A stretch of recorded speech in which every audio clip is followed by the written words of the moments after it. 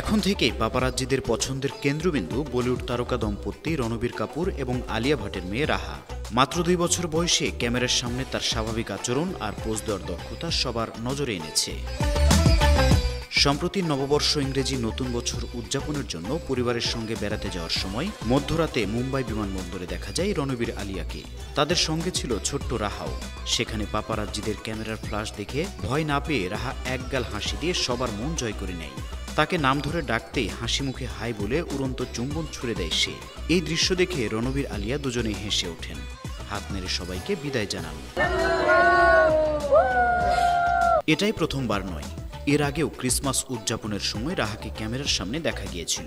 এত মানুষ আর ক্যামেরার ভিড় দেখে আলিয়া ভাবছিলেন হয়তো রাহা ভয় পাবে, কিন্তু হলো উল্টোটা। পাপারাজ্জিদের সামনে দাঁড়িয়ে সে হ্যালো বলে সবাইকে মুগ্ধ করে। রাহার জন্ম 2022 সালের 6 নভেম্বর।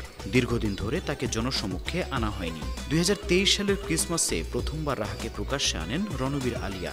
তখন থেকে তার মুখ নিয়ে শুরু হয় নানা আলোচনা।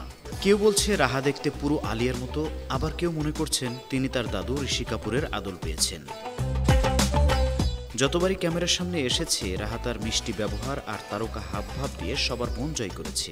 আর এমন গুণের কারণে মাত্র 2 বছর বয়সেই সে হয়ে উঠেছে বলিউডের সবচেয়ে কিউট সেন্সেশন। বিনোদন ডেস্ক, 52 টিভি।